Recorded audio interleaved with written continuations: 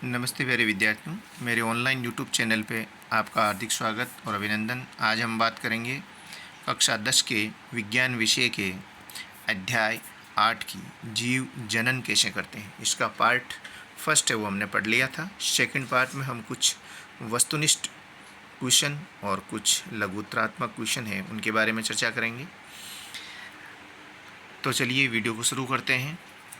सर्वप्रथम है कुछ वस्तुनिष्ठ प्रश्न हैं वो दिए हुए हैं। माँ के शरीर में गर्भ को विकसित होने में लगभग कितने दिन का समय लगता है? तो लगभग है 270 दिन का समय है वो लगता है। महिलाओं में कॉपर्टी को स्थापित किया जाता है, तो इसका सही आंसर है गर्भाशय। नेक्स्ट क्वेश्चन है पुनरुद्भवन द्वारा जनन होता है। तो पुनरुद्भव द्वारा जो जनन है वो प्लेनेरिया के अंतर्गत होता है, जिसका हमने पीछे डिटेल से पार्ट फर्स्ट है उसमें पढ़ा था।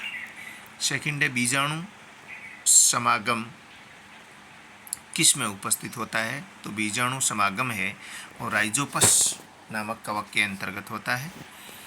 नेक्स्ट है मानव में शुक्राणु का निर्माण है वो वृषण में होता है।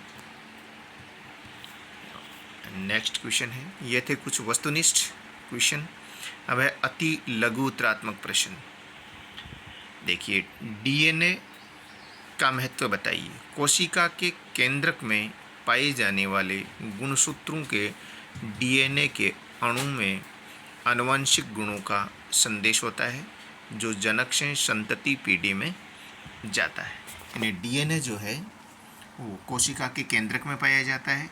इसके अंदर कुछ आनुवंशिक गुण हैं वो होते हैं और ये एक पीढ़ी से दूसरी पीढ़ी में ट्रांसफ़र होता है। जिसे आनुवंशिक गुण है वो किसी भी संतान में अपने माता पिता से मिलते जुलते होते हैं। अमीबा में प्रजनन विधि का नाम लिखिए। तो अमीबा में प्रजनन विधि है वो द्विविखंडन विधि के माध्यम से अमीबा में जनन होता है, जिसका डिटेल से हमने पीछे पढ़ा था। नेक्स्ट है AIDS यानी एड्स का पूरा नाम क्या है? तो एड्स का पूरा नाम है एक्वायर्ड एमिनो डिफिशियंसी सिंड्रोम। ये क्वेश्चन बहुत बार एग्जाम में पूछा जाता है कि एड्स का पूरा नाम क्या है, तो इसको बार बार लिख करके याद करें, पढ़ने से ये चीज़ याद नहीं होगी। कायिकी परिवर्धन की उन तकनीकों का नाम बताइए जिनका उपयोग कृषि में किया जाता है।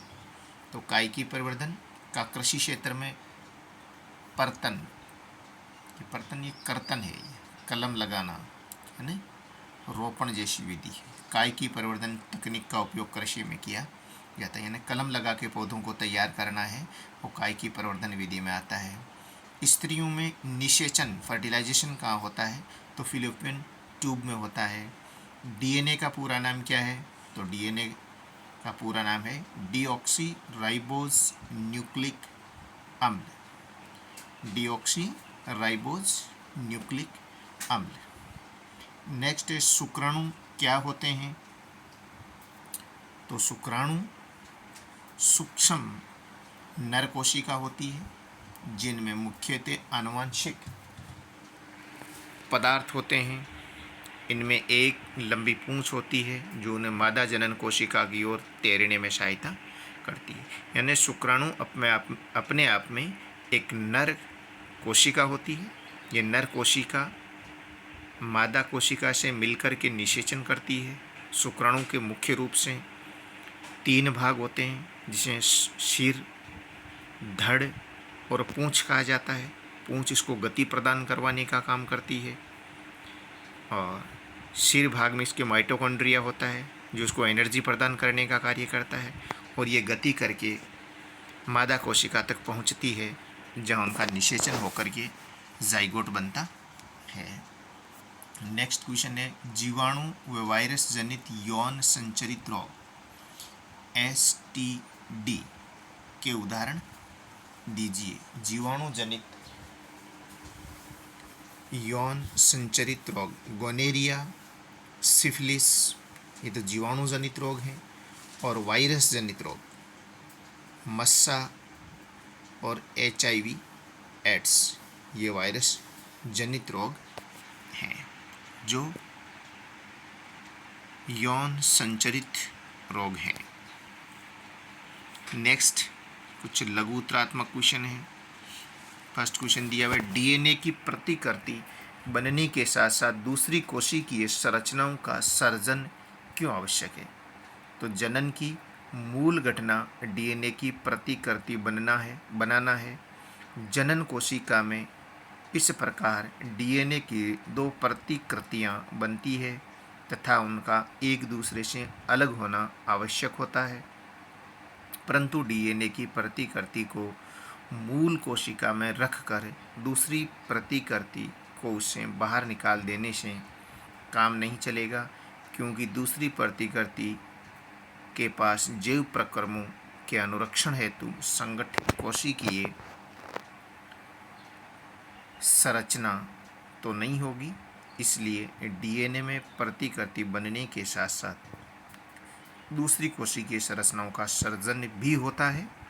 इसके बाद डीएनए की प्रतिकृतियां विलग हो जाती है, परिणामतः एक कोशिका विभाजन होकर दो कोशिकाएं बनती है, यानी डीएनए की प्रतिकृति होना। जनन होने से एक कोशिका से दो कोशिकाएं बनती है।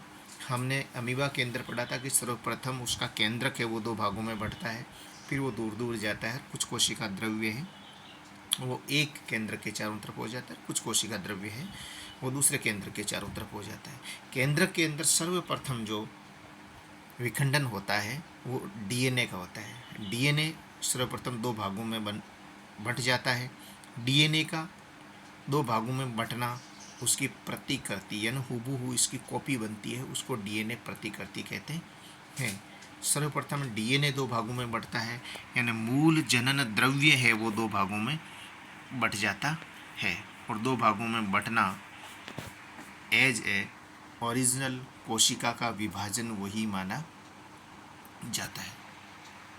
तो डीएनए प्रतिकृति है वो दो भागों में हो जाती है, और उसके बाद है उसका जनन द्रव्य है वो लगभग बराबर उस प्रतिकृति के साथ साथ वो भी बढ़ जाता है, और इस प्रकार एक कोशिका से दो कोशिकाएं बनती हैं।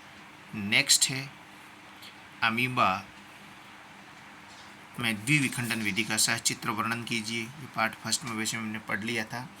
अमीबा में बाइनरी फ्यूजन पाया जाता है, यानी द्विविखंडन विधि पाई जाती है। ये अलैंगिक जनन का एक उदाहरण है। इसके अंदर एक ये कोशिका है, ये कोशिका वृद्धि करके ये बड़ी हो जाती है, और जब कोशिका वयस्क हो जाती है तो इसका केंद्रक है वो धीरे धीरे दो भागों में बंटना शुरू हो जाता है। और इस डायग्राम में देखिए आप, इसका केंद्रक है वो लंबा होता जाता है और धीरे धीरे केंद्रक दो भागों में बढ़ जाता है, और कोशिका भित्ति के अंदर खांच बनना शुरू हो जाती है, बीच में से दबना शुरू हो जाती है, और इस प्रकार एक अमीबा से दो पुत्री अमीबा है उनका निर्माण हो जाता है। नेक्स्ट है बीजाणु समागम पर टिप्पणी लिखिए। बीजाणु समागम अनेक सरल कोशिक जीवों में विशिष्ट जनन संरचनाएं पाई जाती है, जैसे राइजोपस के ऊर्ध्व तंतुओं पर गोल संरचनाएं पाई जाती है जो बीजाणुधानी कहते हैं, जो जनन में भाग लेती है। ये बीजाणुधानी में विशेष कोशिकाएं अथवा बीजाणु पाए जाते हैं। ये बीजाणु वृद्धि करके राइजोपस के नए जीव उत्पन्न करते हैं। बीजाणु के चारों ओर एक मोटी भित्ति होती है जो बीजाणु की प्रतिकूल परिस्थितियों में रक्षा करती है। नम सतह के संपर्क में आने पर यह वृद्धि करने लगती है। देखिए ये राइजोपस नामक कवक है, और इसके ऊपर ये बीजाणुधानियाँ बनती हैं। इसके ऊपर ये बीजाणुधानियाँ बनती है, और इस बीजाणुधानियों के अंदर ये एक बीजाणुधानी होती है, और इसके अंदर इस प्रकार के बहुत सारे बीजाणु है वो गुणन करके इसके अंदर वृद्धि करते जाते हैं, और एक प्लांट के ऊपर बहुत सारे इस प्रकार की बीजाणुधानियों के अंदर बहुत सारे बीजाणु है वो बन जाते हैं, और बीजाणु के ऊपर है एक कठोर परत होती है, लेयर होती है। जैसे ही मौसम अनुकूल होता है और बीजाणु है वो वयस्क हो जाते हैं, वृद्धि कर लेते हैं, तब ये इसमें स्फुटन हो जाता है, भित्ति में स्फुटन हो जाता है, भित्ति है वो टूट जाती है, और टूट करके जीवाणु है वो बाहर निकल जाते बीजाणु है वो बाहर निकल जाते हैं। एक बीजाणु एक राइजोपस का प्लांट है वो उसमें विकसित हो जाता है। फिर यौना आरंभ किसे कहते हैं समझाइए। मानव नर व मादा में अपरिपक्व जनन अंगों का परिपक्व होकर जनन क्षमता का विकसित होना यौनारंभ कहलाता है। नर की अपेक्षा मादा में यौनारंभ पहले प्रारंभ होता है। मानव नर में यौनारंभ है वो 14 से 16 वर्ष की आयु में वसनों की सक्रियता तथा शुक्राणु उत्पादन के साथ शुरू होता है, जबकि मादा में ये 12 से 14 वर्ष की आयु में स्तन ग्रंथियों में वृद्धि और रजोदर्शन के साथ प्रारंभ होता है। ये यौन आरंभ है।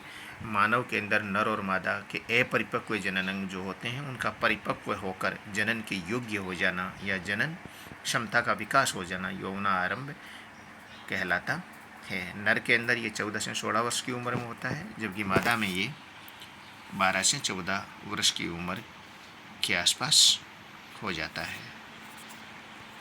नेक्स्ट है परपरागण के लाभ व हानियों के बारे में लिखिए। परपरागण के लाभ। परपरागण पुष्पों में एक पौधे का नर युग्मक और उसी जाति के दूसरे पौधे की अंड कोशिका में जो निषेचन में भाग लेते हैं, निषेचित अंड से भ्रूण और बीजांड के से बीज बनते हैं।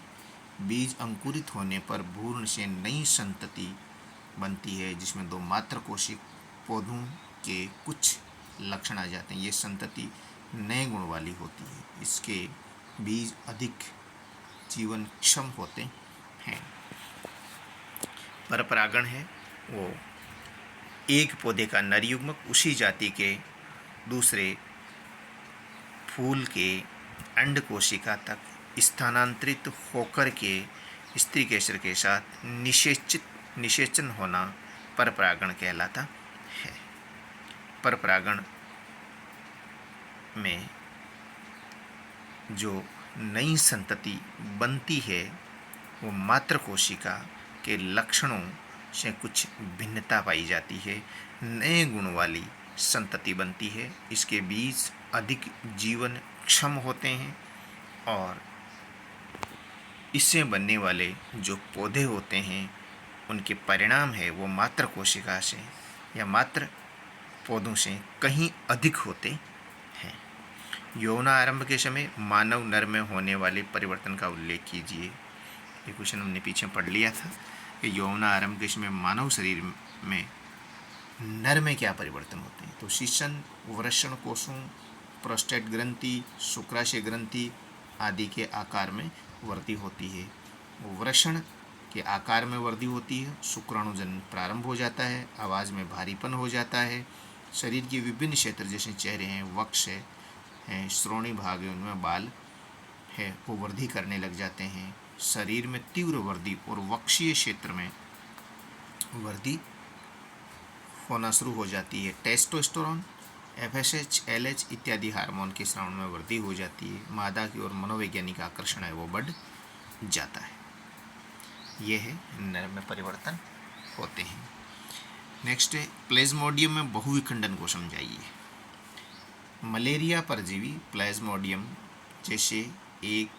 जैसे अन्य एक कोशिकीय जीव एक साथ अनेक संतति कोशिकाओं में विभाजित हो जाते हैं जिसमें बहुविखंडन कहते हैं। बहुखंडन का मतलब होता है बहुत सारे भागों में बंट जाना और प्रत्येक भाग है वो एक कोशिका का कार्य करता है। तो ये प्लाज्मोडियम में ये गुणात्मक वृद्धि होती है जिसे बहुत तीव्र गति से बहुविखंडन होता है और एक कोशिका से कहीं संतति कोशिकाएं हैं वो बन जाती है। इस प्रकार का जो जनन होता है, इस प्रकार के जनन को बहुखंडन कहा जाता है और ये प्लाज्मोडियम के अंदर होता है। नेक्स्ट है पुष्प के अनुदैर्घ्य काट का नामांकित चित्र बनाइए। विभिन्न भागों की विशेषता एवं कार्यों का वर्णन कीजिए। ये एक पुष्प है। देखिए पुष्प के मुख्य रूप से 4 भाग होते हैं। नंबर 1 बाह्य दल, नंबर 2 पंखुड़ी, नंबर 3 पुंकेसर और नंबर 4 स्त्री केसर। एक प्रारूपिक जो पुष्प होता है उसके 4 भाग होते हैं। देखिए बाह्य दल होते हैं वो हमेशा हरे रंग के होते हैं। पौधे की पत्तियों के आकार के होते हैं, जिनको बाह्य दल कहा जाता है। ये अंडाशय का सबसे बाहरी भाग होता है, जैसा इस पुष्प के अंदर दिखाया गया है।